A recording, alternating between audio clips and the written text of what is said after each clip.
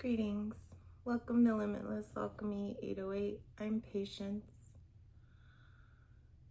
So, I actually had recorded this video yesterday, but I feel like the topic got a little muddled and I kind of intermixed some things, but I think I'm going to make another video on that entanglement. But for this video, I wanted to focus on so yeah, we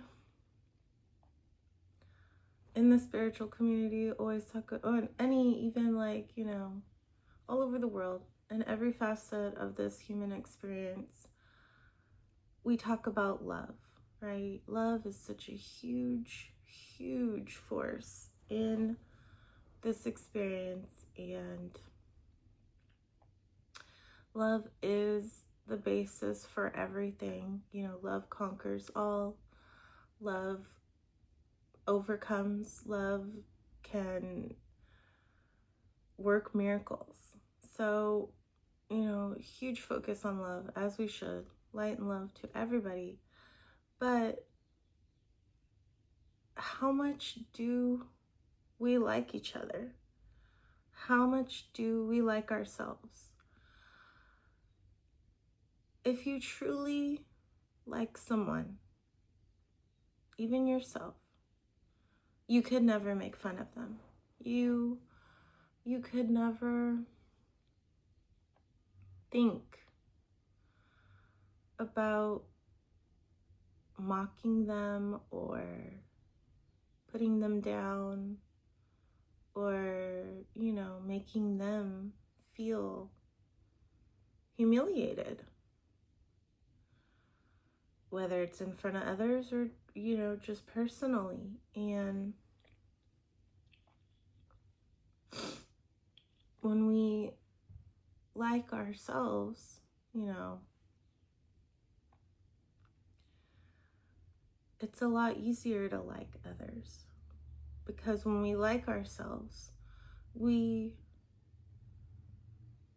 have our clear boundaries. We have our preferences. Our preferences are clear. 808 on the clock. Thank you, universe. And it helps us to discern who we want to be around, who we want to spend our time with, who we want to experience with. And if we don't like ourselves, that can make existing quite difficult. Because all you have is yourself, and if you don't like yourself,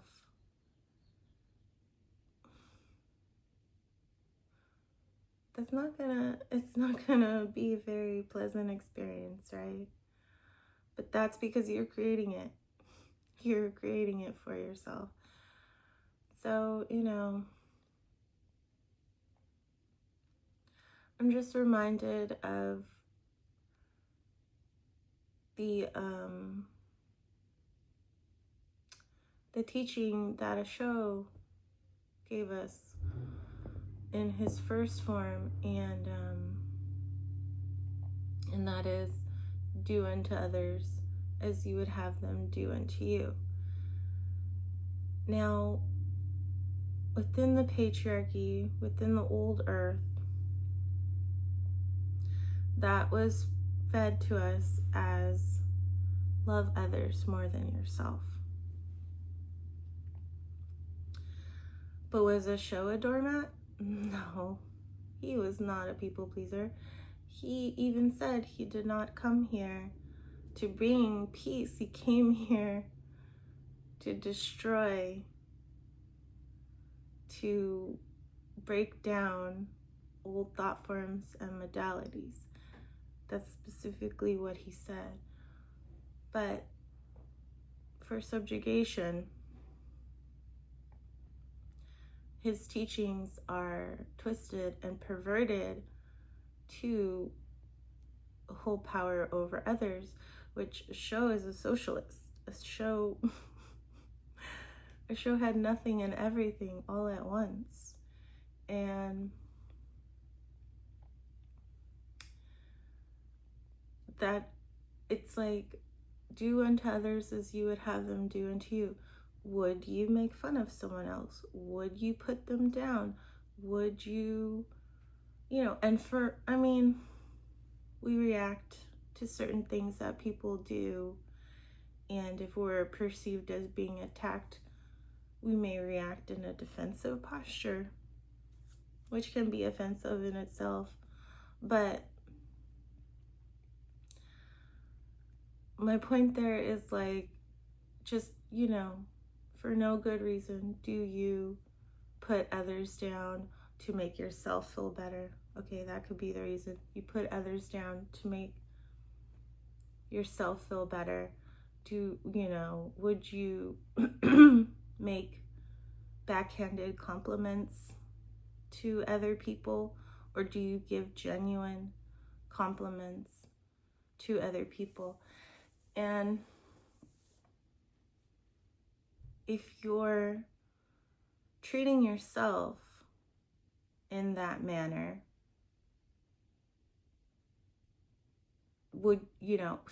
if you wouldn't do that to others, but you would do it to yourself, and essentially you are doing it to others.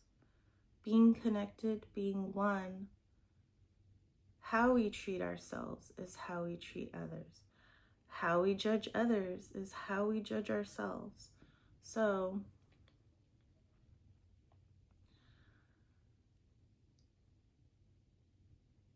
truly liking ourselves, truly liking what we are, who we are,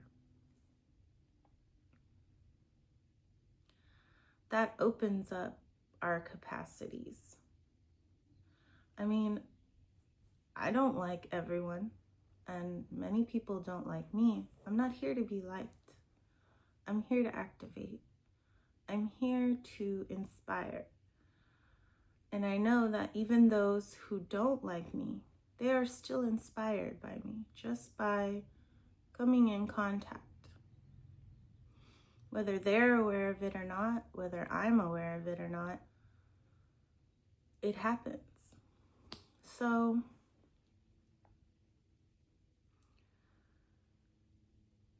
truly liking ourselves opens up our capacity for love. Yes, I love everyone regardless. I don't wish harm on anybody. I only wish for change. And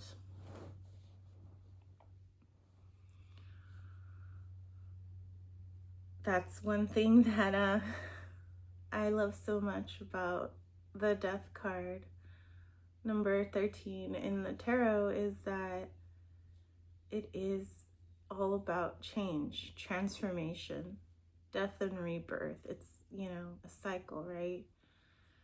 Where the only constant is change. So,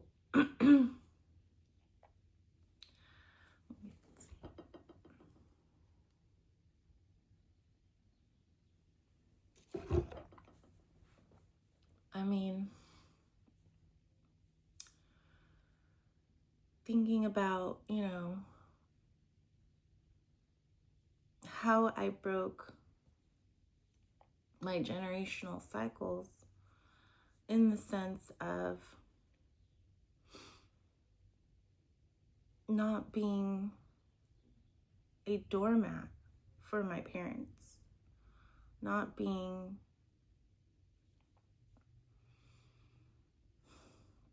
the parent for my parents.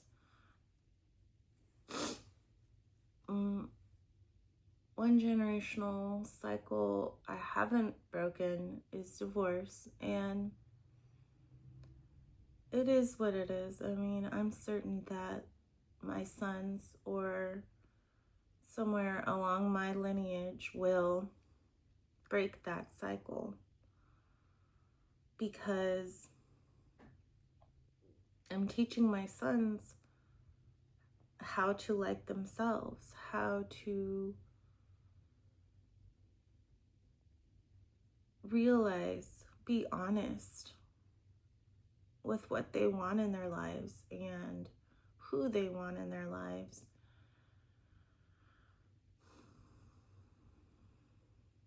So I know that soon enough that cycle will be broken. But in terms of the cycles that I have broken,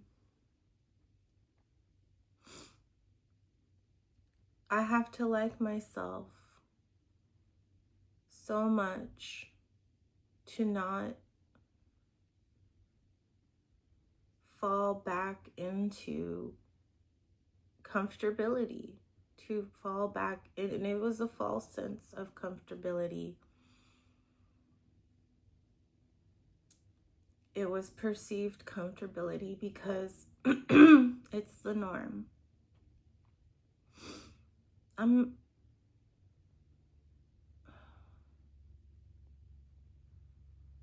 I choose not to continue to interact with my mother, birth person, and her mother.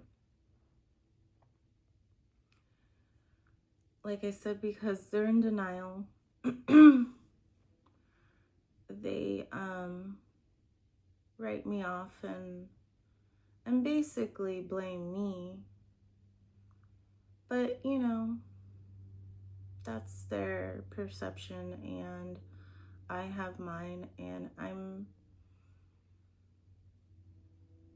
getting so many confirmations and signs from the universe that this is what I'm meant to do. This is how I'm meant to show up for others. Because, you know, family is very important. It is important.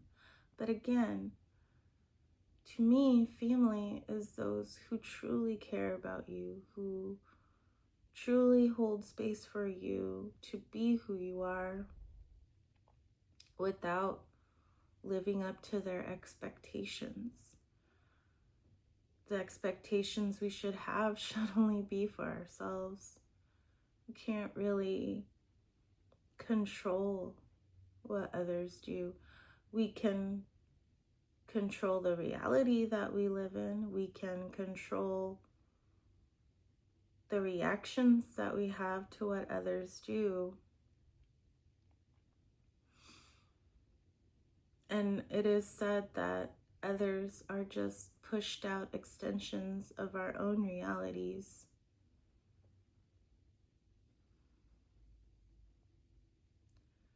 But that's your choice.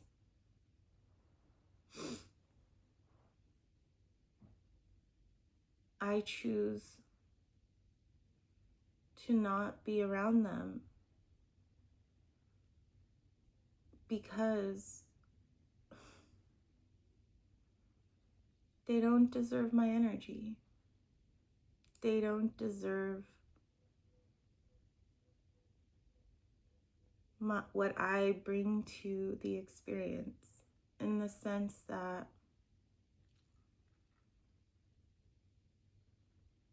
they're mad at me for remembering. They're mad at me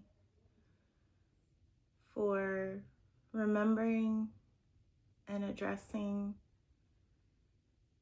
what happened. They thought I would continue to forget or repress or doubt myself. And I had mentioned in my last video that when I ingested mushrooms, I had received the downloads that confirmed those broken memories and dreams. And actually, I remember I had actually done some mushrooms twice before that. They were, I think, mushroom marshmallows. And I had quite a bit of those. And both those times, and I usually will venture with alpha when he's able to. And all those times, we just had fun. It was just body euphoria. Not sure if it was the composition of the marshmallow, things that, the physiology of things, but it wasn't as though I did mushrooms and then had these epiphanies. I had done a couple times before that and was just relaxing, was just chilling, right? But that it was because that was the appointed time for me to receive those downloads through the bridge of the messengers. So I am truly grateful to the Mycopia family. But again, I like myself so much that I don't want to subject myself to those who want to perpetuate lies, to those who just want to argue and deny and just enforce their perspective on me. And I'm not going to force my perspective on them. I know what I know. I feel what I feel. So I'm going to do what I'm going to do. And that is why I feel that I'm going to be alone the rest of my life. Because another generational cycle that I broke was people pleasing my partner just for the sake of not being alone. And that is because I have standards. That is because I realized that while my partners may love me, they didn't like me. They didn't like what I reflected to them. They didn't like how I am. I mean, it's all relative, but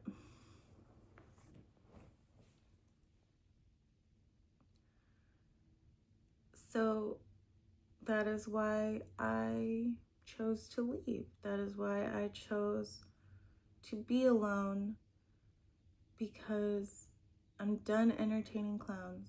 I'm done going to the circus. Unless it's like an actual one, that's fun. But metaphorically, no more. I like myself too much to deal with that sort of chaos.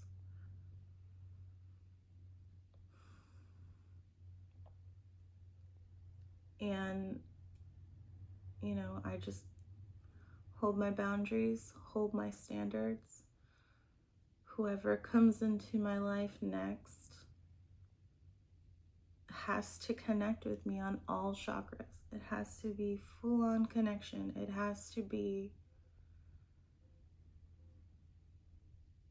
a true, reciprocal, interdependent relationship with someone that I genuinely like, and they genuinely like me and my children. I try not to align with labels too much, but it is what it is. I do have kids.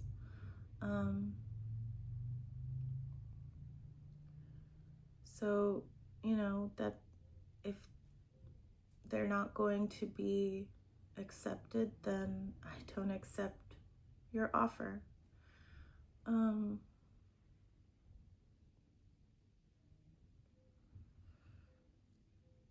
But, you know, that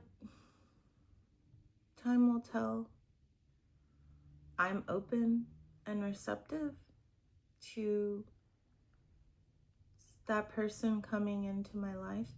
And I know that they are, when the time is appointed, has been reached, you know, when that now is now. And great, awesome, but it'll happen when it happens. But still, that's a huge part to me, because as a child, I questioned my mother. Right before I left to go live with my dad, I said, you know, why can't, because of all the things that were going on with her boyfriends, and not long before, I had woken up in the morning and went in the living room of our duplex, and there was just a man, half naked, a stranger, sleeping on the couch in our living room. And I walk out and I was like, oh, and he's woke up and he's like, hi, and I was just like, okay. So I had asked her, I was like, hey, you know, can it just be us? Can't it just be my sisters, me, and you? Why do we have to have these weird men around? And she looked me dead in the eyes and said, because there's things that I can't do with my children that I do with my boyfriends. And I was like, and I knew right then and there, I mean, I had known about sex since I was 9 years old, in the terms of having the sex talk. So she gave me the sex talk at 9 years old. But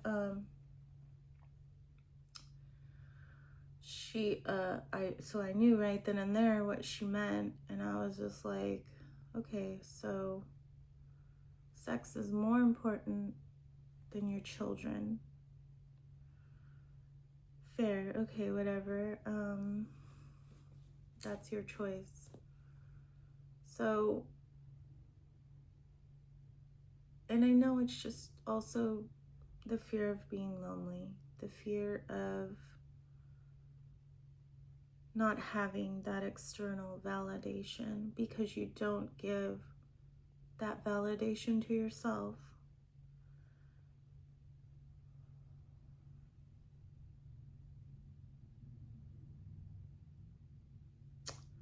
But that was just something I've been thinking about for quite some time, is we have so much capacity to love others, love ourselves, but do we truly, truly like ourselves? Do we truly like the people that we are around, the people that we interact with in our experience on a regular basis? Even those that we see, you know, in public eyes, do we truly like them? I mean, but it boils down to just liking ourselves.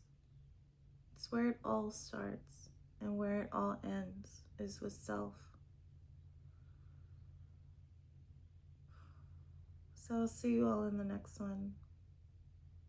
Take care, stay soft, stay sweet, and stay pure. Love you.